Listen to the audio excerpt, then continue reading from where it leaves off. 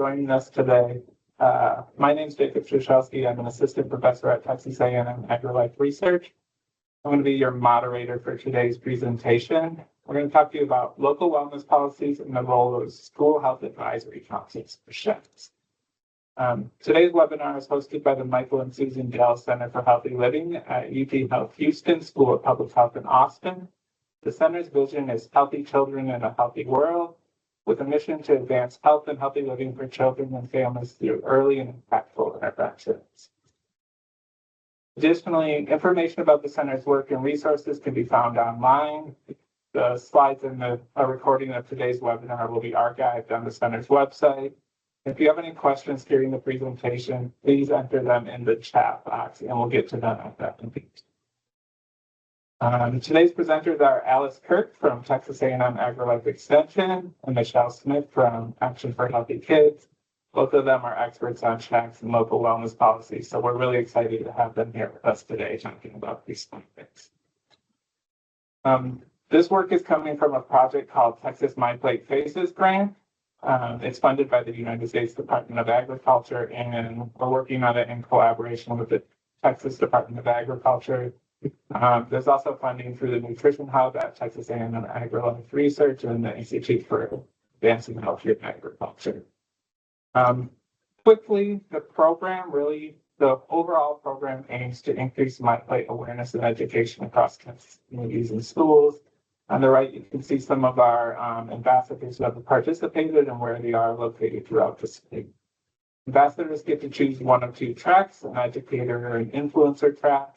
In the educator track, they teach younger children about My Plate, and the influencer track, they create nutrition change in the surrounding environment. So in the influencer track, there's some kind of sub-tracks, one where they get to do taste testings, one where they host agricultural events, and then the last one is about local wellness policies and school health advisory councils. If you want to have your high school youth sign up for this program, we are accepting applications through September 21st. There's a QR code there that you can scan, as well as Kendra is going to drop a link here in the chat that you can click to sign up. That, I'm going to pass it over to Alice and Michelle. Thank you again for the presentation today. Thank you, Jake. Texas A&M AgriLife is really proud to have built a 20-plus relationship, strong partnership with Action for Healthy Kids. And so we kind of always look to Action for Healthy Kids being a national nonprofit that is very committed to the belief that healthy children are helping make a better world. And it goes really well in line with AgriLife Extension's mission to really look at mobilizing families and schools and community partnerships to really address some of the healthcare and child health crisis that our children are running into. Action for Healthy Kids was actually founded in 2002 by former Surgeon General David Satcher. And over the years, it has grown to be a little over 130,000 members that represent schools, agencies, partnerships, even corporate partners, such as groups that have supported some of their work over the years with grant funding.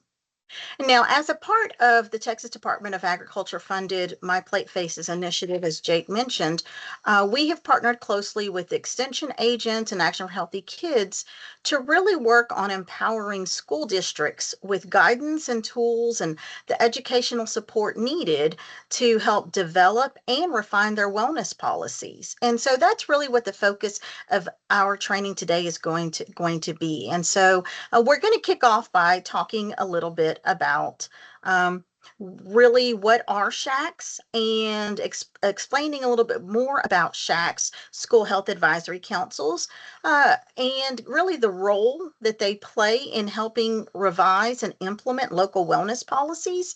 And then we're also going to present a variety of resources and share some places where you can go to following today's presentation to dig a little deeper into wellness policies and SHACs.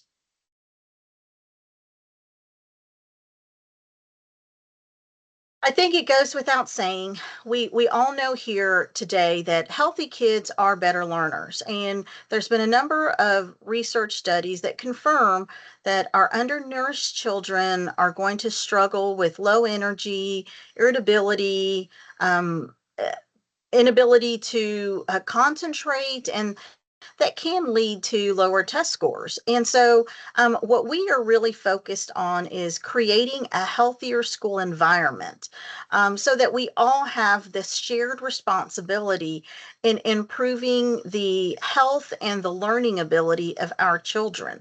So, whether you're really deeply involved in school health initiatives currently, or maybe you're here today exploring new opportunities, we want you to know that your contribution matters. And whether you're supporting local wellness policies, or engaging and participating on your school health advisory councils, today we are going to try to kind of lay down a foundation for a lot of these components. And so let's jump right in to what is a SHAC. So, we are going to begin with defining what a SHAC is. So, school health advisory councils, they exist nationwide in a variety of forms. But here in Texas, their role is really quite significant. It's very unique. Our state law mandates that every public school district must have a SHAC that's appointed by the school board. And the councils, the SHACs, provide parents and community members with an important platform to advocate for student health and wellness. And SHACs are important because they really help bridge that gap between schools and community members, and they are that vital connection between the academic success and health of our children. And so SHACs and their mission extends way beyond formality.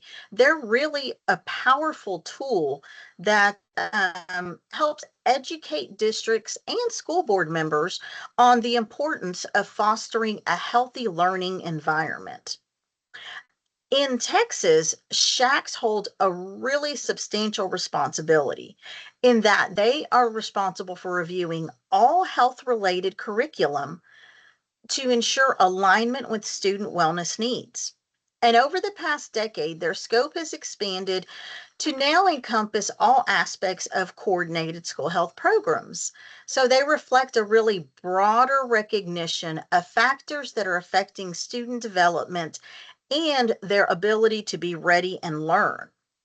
And so, one thing that's really important to note about SHACs is that while they advise on health initiatives, ultimately, the final decision in implementation of policies passed is going to fall with the school board. And so it's important that we engage leaders at all levels. Speaking of who's on SHACs and how do you engage people from different levels? So a SHAC membership can vary broadly from state to state and even within Texas. So when we recognize that one of the best practices of a SHAC in especially getting started is to ensure that the membership of your SHAC is reflective and composed of your local community. You want to see a variety of members from parents to school district administrators, etc. And why is it important to have such a varied group? Well, school staff ensure that policies are practical and that they can be implemented during the school day. Parents and families can often help raise those concerns that school staff might not, be able to, as well as provide that vital support. We always encourage having a student voice as well. Why? Because that firsthand insight is really essential in often helping craft those effective policies that will be utilized. And then, as I mentioned a few minutes ago, school board members or administrators, like principals, can also be really important allies in driving the success especially if they've sat in on SHAC meetings, heard some of the group discussions, and been a part of hearing where an initiative or a program is coming from. So it is important, and our um, our experience has found that having a variety of all of these voices coming together is really how we can begin to make a change in our school health environments.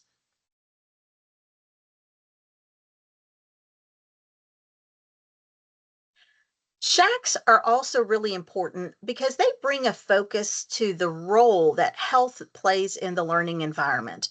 As I mentioned earlier, we want to ensure that our kids are ready to learn. We recommend that SHACs align their work with the whole school, whole community, whole child model, or WISC as it's often referred to. The model ensures that policies and practices are addressing each of the 10 components of this model. And it's really a great way to ensure that SHACs are fostering that holistic approach to student well-being.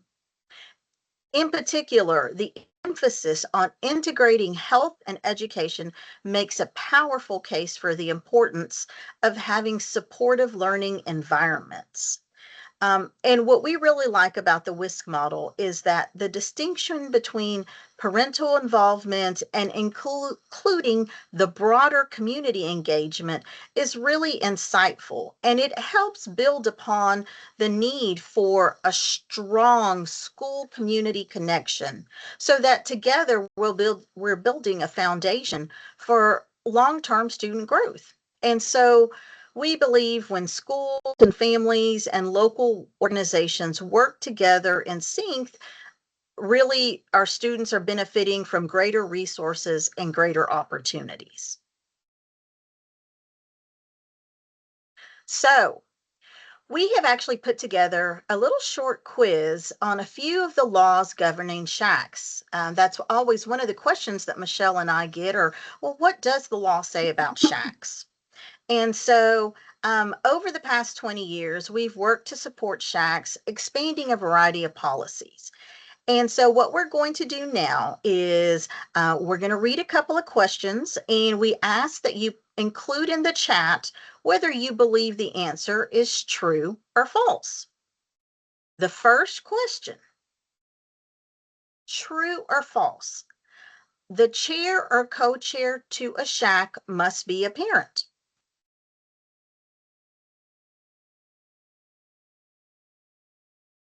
Looks like overwhelmingly people are saying true. And that is absolutely correct. Can you hear me? Yes. Just Go making ahead. sure. Okay. Yes, yes. Yeah.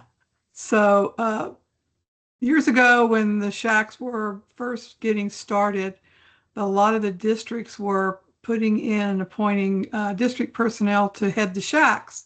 And the purpose of a SHAC is to bring community and parent input forward. So we went to the legislators and asked that we have this added to the requirements so that either a chair or co-chair would be a parent. That way we could make sure that and the other stipulation is that is not, parents that are members of SHACs are, they want their majority to be not employed by the school district. So it's not that we don't want the district input and we don't want the district parents involved, but we do want to make sure that issues that a district may feel very strongly about can still have fair representation if parents feel differently about the topic. Perfect. The next question, true or false? 10% of the SHAC must be parents who are not employed by the district.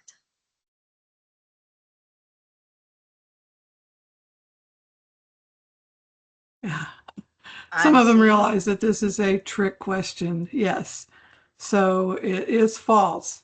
A majority of the parents must be parents who are not employed by the district, so that we have that fair representation of parents, and we don't have a fear of repercussions if the parent doesn't necessarily agree with the district on certain topics around child health. So it's false, but it is true that they need those parents. Yes. True or false? The next question is SHACs must report to the school board at least once annually. And the answer, Yes, it is true. Yes. The thing about this one is it is not a requirement that it be in person, but one of the things that we recommend to SHACs is that you, if at all possible, get in front of that school board. Sending a written report gets put into a stack and may or may not get the uh, attention of the school board members that you might want. Plus, if they have faces to go with the SHAC and know who you are and see you once a year, your credibility is going to be stronger with that board and they're going to pay more attention. So yes, they must report to school board. The SHAC is not a district committee. It is an independent advisory group that reports to the district and to the board. So in a lot of cases, the district feels that the SHAC is their committee, and it's really not under their purview so much as it is under the board. And the SHAC is reporting directly to the board at least once a year. absolutely.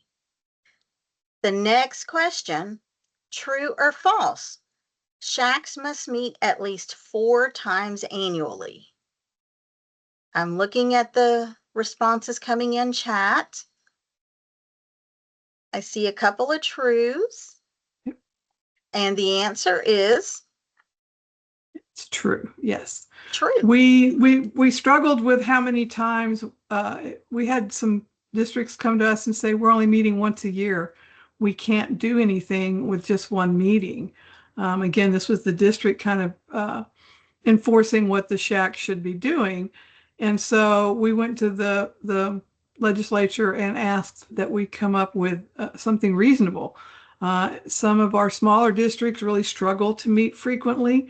So we felt like if a SHAC could meet 4 times a year as a group, then they could, build consensus, and they could always split into work groups if they were working on a specific topic and meet more frequently if they needed to. But having the continuity of meeting regularly, at least 4 times a year, is really something that needs to happen if at all possible. Yes, absolutely. And Michelle and I always encourage, subcommittees, if in particular, if they're working on a topic, meet more regularly in a hybrid situation or virtual. What's really important is that they do at least meet 4 times a year together as a larger group. Now, Well, so Drew made the comment that some of the SHACs that they're working with think they only have to meet once a year. It is 4 times a year. Now, Drew, there are some districts that are called districts of innovation. And if your district is a district of innovation and they have put together a proposal for your board that was approved, they can direct that a SHAC only meets once a year, or they can direct how things might work differently. Because districts of innovation are allowed to make exceptions to things. So that could be what's happening with some of your districts, but the actual law is that they'll meet 4 times a year. And typically, with some of the districts of innovation that I have worked with, one meeting really is not enough. We really try to encourage 2 or 3 if they can't make 4 meetings. But it's just gonna certainly be based on the school setting and the district, and again the approval of the board. So we know we have a variety of people on today's presentation. And so if you're new to your county or to your community and you're interested in learning about a SHAC that maybe you're not connected with yet, we wanted to provide a couple of tools here to help you identify your area SHAC. So you see some links here, and again, the presentation will be sent out and available to everyone. But you can put in an address and near where you are or where you'd like to connect with the shack, and it'll bring up the schools in the area.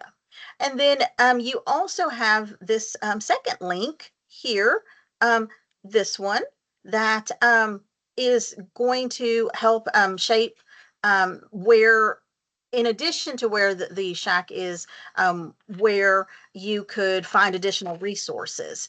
And so because we know shacks play a really important role in shaping school health, there are a number of resources that we wanted to share with everyone today, including the Texas Department of State Health Services. They have a guide for shacks that helps outline the responsibilities and some of those best practices that Michelle and I alluded to. We also have the Texas School Health Advisory Committee, often referred to as TSHAC. And they have done a great job of compiling some sample documents that we often refer schools to, that have sample agendas or some recruitment tools, and even a sample PowerPoint presentation that schools can utilize, that shacks could utilize if they're going before the school board to conduct their annual presentation. So what we have worked to do is actually, between AgriLife Extension and Action for Healthy Kids, we've partnered to develop the Texas Shack Network website. And so this site houses a majority of the resources that Michelle and I are going to reference today, as well as more information about the state laws and TEA rules that govern shacks, as well as links to assessment tools and other information that your shack may find very helpful. Additionally, here recently, a couple of months ago, we have started hosting a monthly shack chat. So every second Wednesday of the month from 11 to noon, Michelle and I are online at the link seen here, and to help answer questions and help connect shacks from across the state, so that they're sharing experiences and resources. It's been very well attended, and we hope that you will consider joining us. The next shack chat is scheduled for Wednesday, October 8th, so feel free to join us. Here are just a few more resources that you might want to explore. And again, these are from TEA and Texas Department of Agriculture. And in addition to finding the links here, you will also find information and links on the Texas Shack Network. And then I also want to call everyone's attention to a upcoming webinar, September 30th at 11 a.m. We want to encourage everyone to register to attend.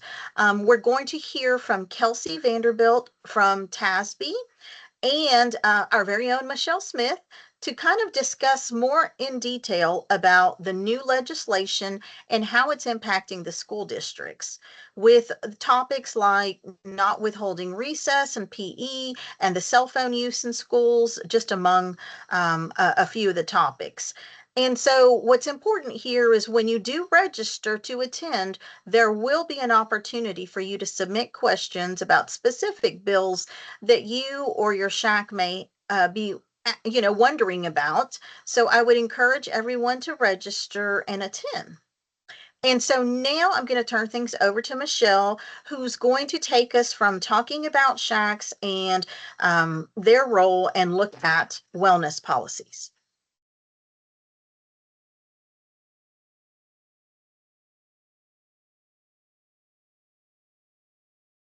Now I need to unmute. So now we've talked about shacks a little bit. Let's see if I can move on here. There we go. And explained who they are. Let's talk about something that helps solidify the work that we do with school districts around child health. We're going to talk about local wellness policies. First, they're referred to either as local school wellness policies or local wellness policies. These are kind of interchangeable, but here in Texas, and as part of this presentation, we'll keep referring to them as local wellness policies. As you notice on this is a requirement from USDA on who should be involved in reviewing and developing wellness policies. The integration of SHACs with local wellness policies is a smart and effective approach to get this group involved, since it ensures that you're getting the same people that care about school health involved with developing these policies. Basically, the SHAC can be that local wellness policy committee, and you don't have to go out and reinvent a separate committee to review wellness policies.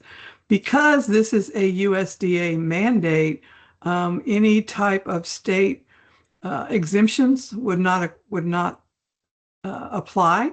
So you can have the SHAC mandate that they review and make recommendations on those local wellness policies.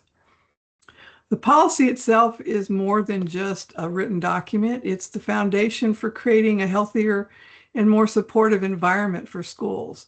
Wellness policies are designed to guide school districts and help foster a culture at schools that prioritizes students' health, overall well-being, and their ability to learn effectively by establishing supportive nutrition and physical activity programs.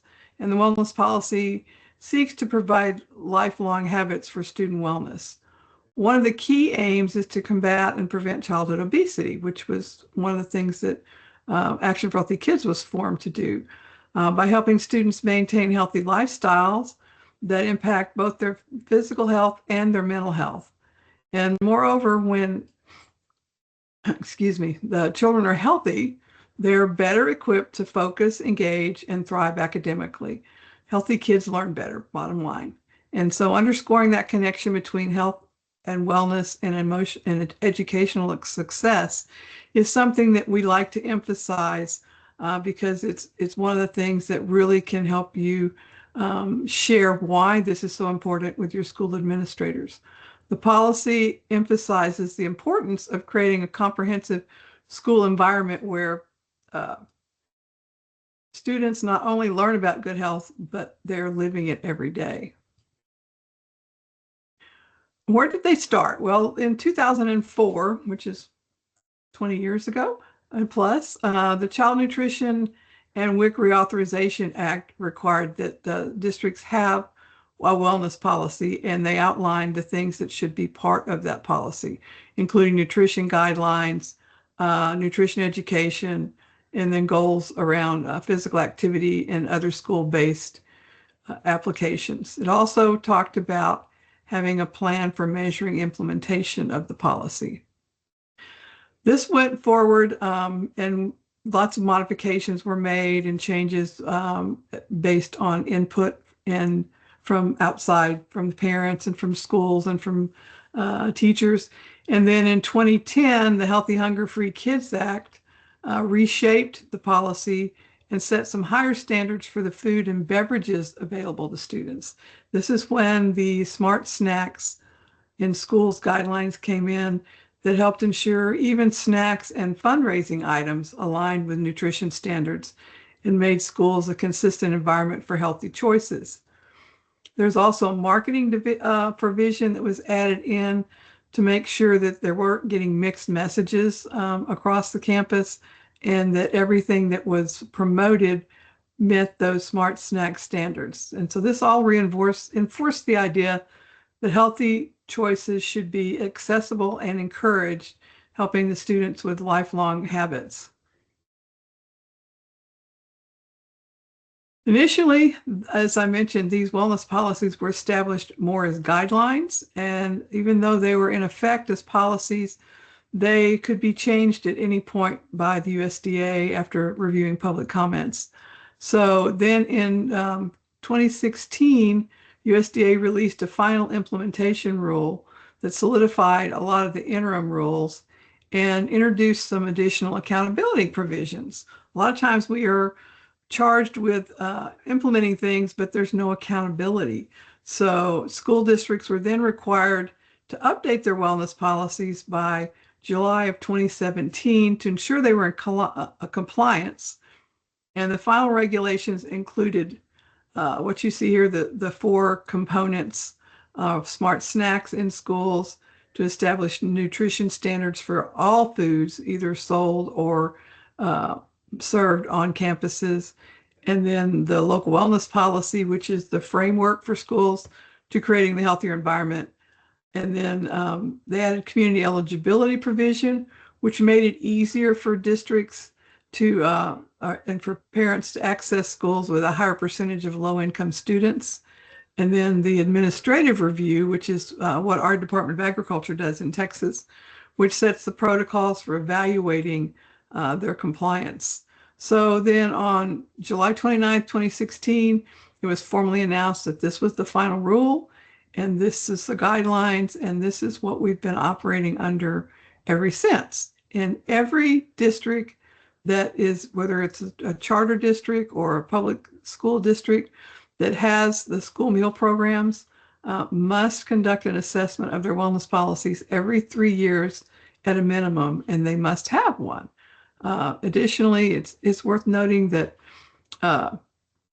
even though most states, they're reviewed by the Department of Education, Texas and Florida, the wellness policies fall under our Department of Agriculture. As we mentioned, that final school wellness rule was officially passed and made a significant step. And these are some additional things that were outlined as far as what is mandatory for all school districts. The key provisions that were central to this are the implementation, are the public reporting. School districts are required to report the content of their wellness policies. Most of them put this in their website. We hope that more and more of them will do that, so it makes it easier for parents and others that are interested in these policies are able to find them. Updates should be shared annually, making sure that all changes are made public and parents are aware of what's going on. As we mentioned, they started out with specific stakeholder groups that they wanted involved, and they re-established which ones of those stakeholder groups should be allowed to participate in the development of those policies, which gives the policies a more diverse perspective and makes sure that all viewpoints are being considered. So, and then the regular assessments, which is every 3 years, the triennials that are conducted by the Department of Agriculture, where they actually look at those policies. And then there's goals for nutrition and wellness and the marketing standards.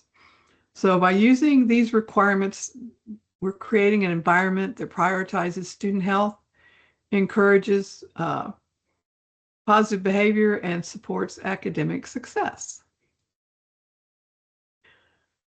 While the Healthy Hunger-Free Kids Act primarily focuses on nutrition, marketing, and policy promotion, the wellness policies really should extend beyond these requirements to support a truly comprehensive approach for health and wellness. Alice mentioned the WISC model, and I'm going to mention it here again. Introducing these it's not mandatory as part of USDA's requirements, but it is recommended, and we have assessment tools which will give you evidence-based recommendations on how you can incorporate more cohesive, more comprehensive policies that will really address things like staff wellness, family involvement, and physical activity into your wellness policies. So we really suggest that you consider looking at the whole child model as you're looking at your wellness policies. So how do you know what you're doing and whether you're doing the right thing? We have put together different resources, working with the Department of Agriculture and working with AgriLife and our other partners groups. We developed several years ago some different checklists through working with the Texas Association of School Boards. We have a checklist for wellness policies, and then there's also one for wellness plans. So you will find these links on the on the PowerPoint, which are clickable through and are downloadable. There are resources on the Department of Agriculture Square Meals website, as well as on the TASB website. And then we will be conducting, through the grant that is sponsoring this webinar, we will be conducting wellness policy workshops across the state coming this spring that we're going to be encouraging districts to put together teams and share their wellness policies with us. And then we will help you get started and get your wellness policies going. So we're really excited to be able to offer that as part of this grant program moving forward. These are also some additional places that you can find wellness policy resources. USDA has a whole component as part of their website on local wellness policies. The CDC has the whole school, whole community, whole child model on their website.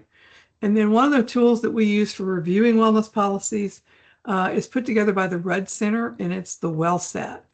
And as I mentioned, this reviews, first of all, the things that are required by USDA, but it also reviews whether you have some of the more evidence-based policies that should be included along with those that are actually required.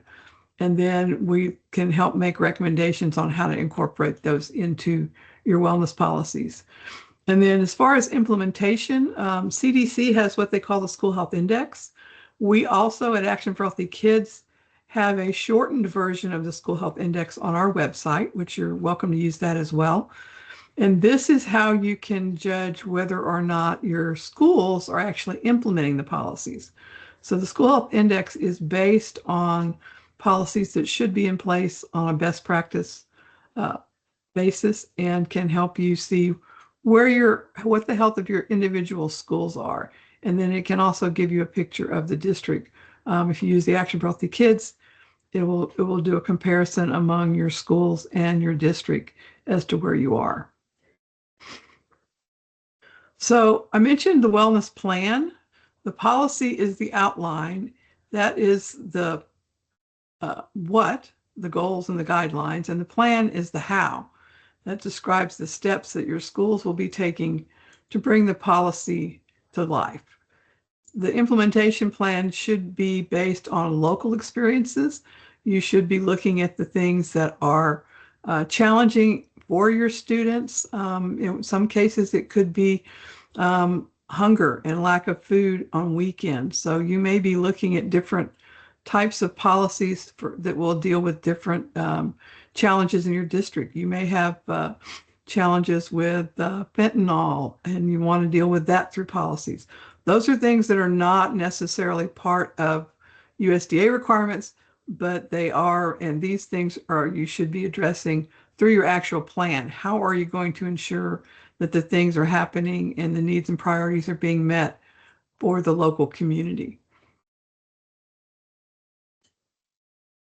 To help you develop a plan, which is also a requirement by USDA, that you have a plan, the Department of Agriculture created a local wellness policy 2 wellness plan guideline. And you can download this from the Square Meals website. It is also, wellness policies are in one place on the TASB website, and wellness plans are housed separately. The wellness policy is something that is approved by your board. So those are usually kept more general in how they're framed and how they're worded. And then the plan itself will give you all the details. So your wellness policy may say your district will have a recess policy that identifies how frequently students will have recess. And then your wellness plan would say, you know, the plan is that your children will have 30 minutes of recess every day. So you keep the details in the actual plan, and that can be adjusted more easily, but the policy itself is approved by the board. And this guideline is going to help you structure the framework for how you want that policy and that plan to look. This is an example of the Developing Wellness Plan document that TASB has, and it will give you different examples to help you refine and craft your policy and your plan. So it will, again, this will give you, this was developed with a team of state level school health experts, including Alice and me and TASB. And so the things that are on these documents have been well vetted with people that have worked on these policies and plans for many years. So they should complement the resources available from the other organizations, but add some additional perspective and some actionable guidance to help your districts and your schools effectively promote child wellness. So we've tried to cover a lot really quickly today. Wellness policies, wellness plans, school advisory councils, these are all extensively involved organizations, and it's a lot to cover in like an hour. So these are just some of the things that we suggest when you're ready to develop your strategies. This is kind of how we would suggest that you get started. If you're developing strategies for your policies, make sure you involve your SHAC in reviewing and updating your wellness policies. If they're not aware of wellness policies, that's the first thing you have to do, is educate them about that based on what you've learned today, why it's important, and what they should be looking for. You visit the Texas Department of Agriculture resources and get their checklist. You can access the templates and sample policies from TASB, which will also help you, gain some knowledge and share information. And you might think about using WellSat. It is online. You can register your school district and start assessing your policy from with that tool. Action for Healthy Kids, you can again visit our website, look at our school health index, get your schools to start filling that out. And then, I'm sure, as Alice mentioned, we have the Texas SHAC Network, which is a great place to go and find information on all of the different laws and all the different resources, not just around wellness policies, but around other aspects of having a successful SHAC. So hopefully these tools are going to help you get started on your wellness policies or updating your wellness policies. In some cases, your district may have not updated in several years, so you may have to really look back to find the last policies that you had to work from.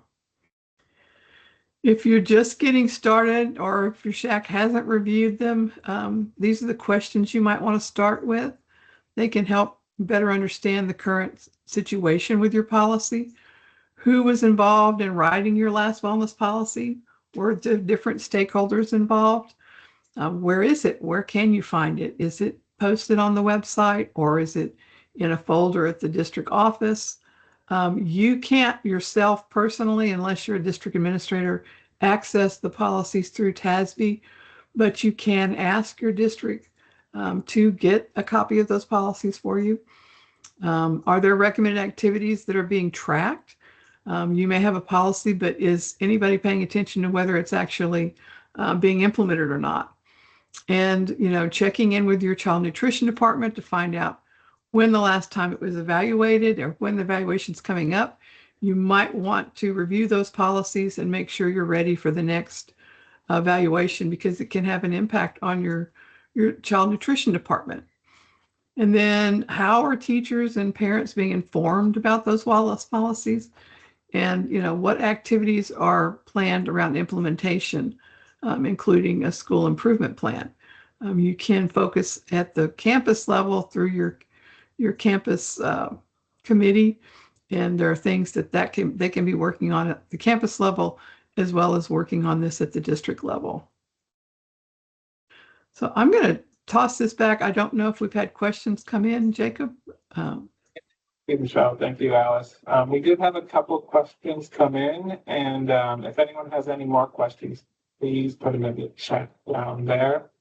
The first one we had come in was, are there SHACs in other states too? How are they different or the same as SHACs in Texas, and what will we learn from them?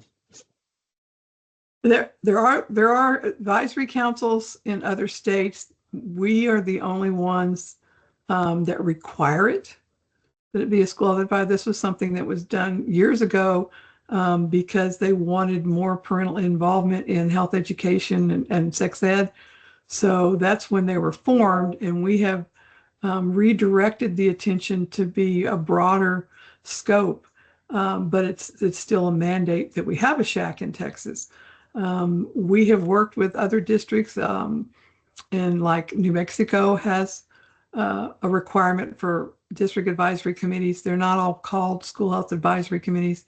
They're called different things in different states, but there are other states that do require them. There was a website where you could go look that up, but that website was pulled down. So there's no central place to see which states have them right now. So, Yes. next, sorry, Alice, something to add to that or no? Yeah, I know. I was going to say, yeah, Michelle and I have worked with other states like New Mexico, and I've got colleagues in Wisconsin and a couple of other states where they look to utilize some of the resources that we have developed over the years, and they come and check out our SHAC network and so forth. But Michelle's right; they don't call theirs SHACs. They have different names, different committees that they reference. Thank you. Now, I think one of the other things that came up throughout the conversation was really around the School Health Advisory Council and parents being a co-chair. Can you maybe talk a little bit more about what's required there versus what's maybe some best practice recommendations based on your experience?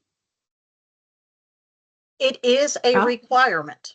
It is a requirement to have a parent chair or co-chair as a part of the SHAC. That is mandated, and I know that Michelle and others that worked on getting that policy put into place it is a requirement. It is not a best practice.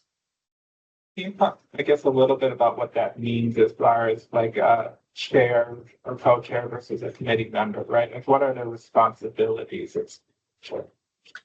So I can give you my personal account. So I am at my son's school. I am the co-chair with a district, actually the school nurse for for our particular SHAC, and my role is to work with her. We help put together agendas. We help set and attend meetings where we're uh, pulling together, I guess, different components and helping a little bit in just setting the conversations that are coming at the different meetings. We do have parents who are not employed by the district.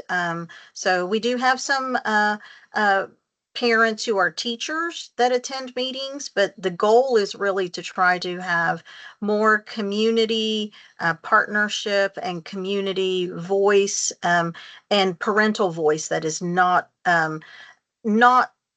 employed by the district. And Michelle and I always say that that's important because we want people to feel comfortable voicing questions or concerns without fear of any repercussions just because of where they're being funded.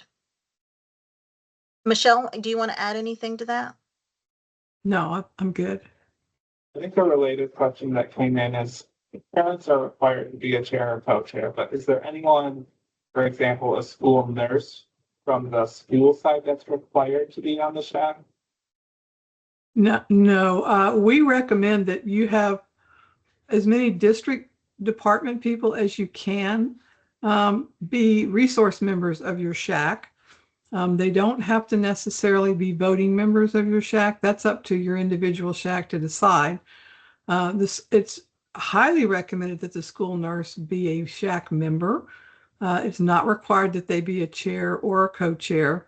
Like I said, in smaller districts, sometimes the school nurse is the person that's leading the SHACs, but we've also had physical education directors or physical educators be chairs of SHACs. We've had child nutrition directors. Depends on the size of the district and what their perspective is. But yeah, I mean, I think it's always great to have a school nurse as one of the driving forces for a SHAC, but it's not required at all.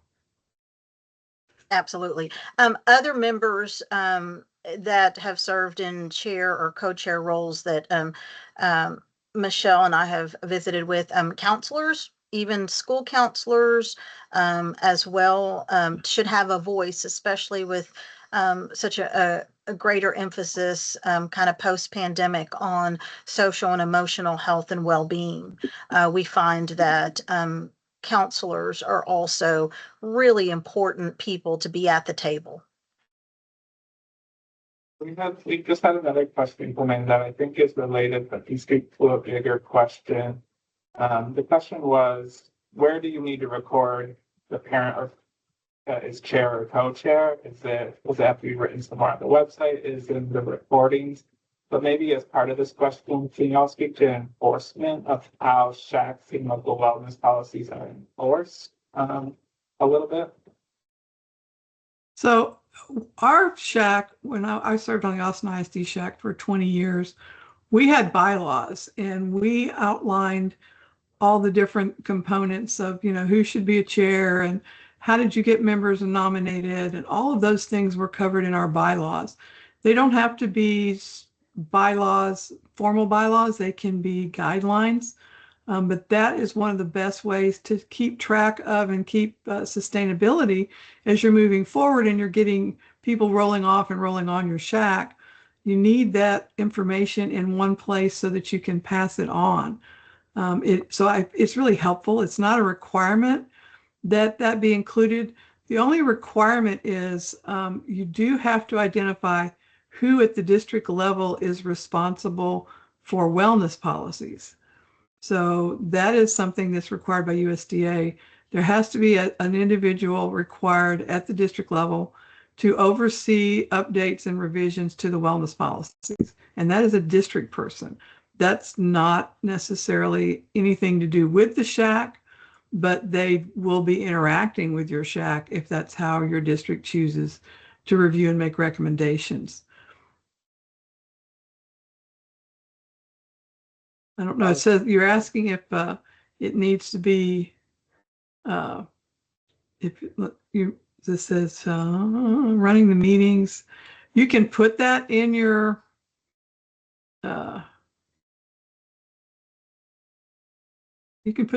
policy if you like, but really, or in your plan.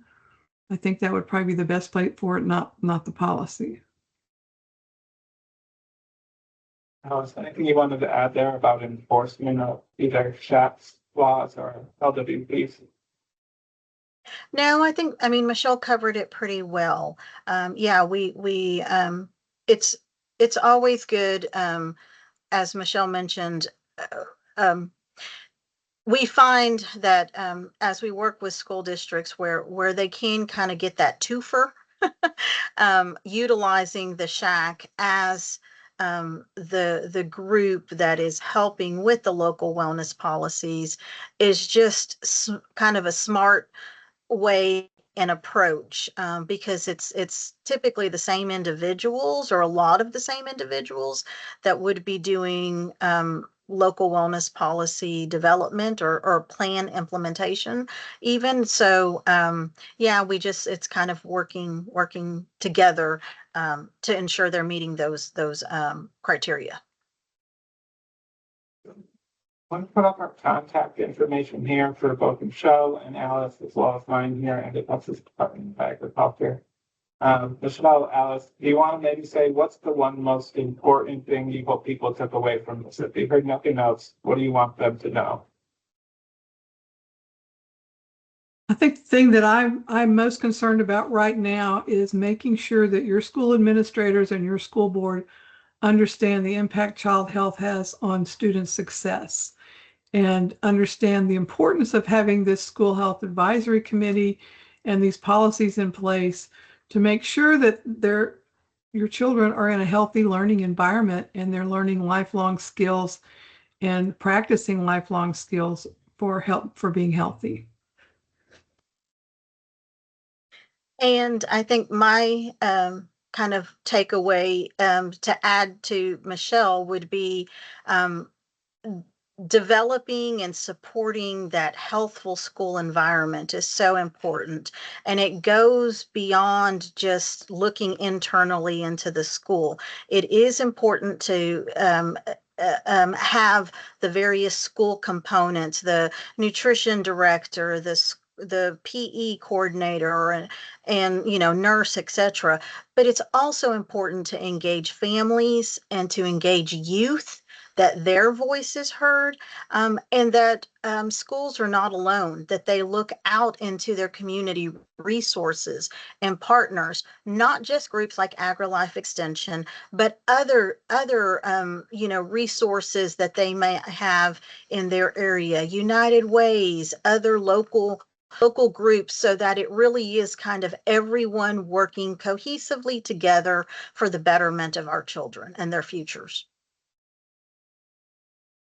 So, well, thank you both. If everyone could just stay on for a quick minute, we have a brief survey that will help us with future workshops. Alice and Michelle both give this workshop talk a lot and would love to get your feedback on this. As we said in the beginning, it's also part of a grant. So if you could fill out this survey, it would really help us in that way to continue to get grant funding to support this work. There's a QR code on the screen that you can use to fill it out, or there is also a link that Ingrid dropped in the chat. It is a very, very short survey, so please take a few minutes and fill that out really quickly for us. We would really appreciate it. And one thing I would add, Jacob, is I believe on that survey, as Michelle mentioned, so part of this grant, we will have the opportunity to go out and work with districts over the next several months. So there is a space, I believe, on the survey. If your school district, if you believe your district would benefit from having a one-on-one sort of workshop on local wellness policies, please enter the information, because that will also help kind of guide where we're going across the state to host these trainings. Thanks for that, Alice. I forgot to mention, so that's a great point. If you are looking for additional training, please fill that out. Last thing here, there is a QR code. This is for recording slides and resources. They're all going to be online at the msdcenter.org. If you scan this QR code, you can get information about upcoming webinars, and you'll also receive emails and follow-ups to all these links. Can we give Michelle and Alice a round of applause for their great presentation today? They've done such a great job of presenting all this work. And if you have any questions or want any more follow-up, please don't hesitate to reach out to us at one of the emails that we shared. I do know also we will be sending the information. We have a webinar, of which Alice mentioned, on the 30th. There were quite a few new laws passed that will impact school districts. Some around physical education and withholding recess and cell phones. And so we are doing a webinar on the 30th with TASB, and their legal experts are going to share insights as to interpreting these new laws and what they mean to school districts. So if you want to find out more about that, be sure and register for that webinar. I know Alice mentioned it, but I thought I'd plug that one more time. All right, everyone. Thanks and have a great day. Thanks. And thank you, Jake, for moderating. Yes, great job.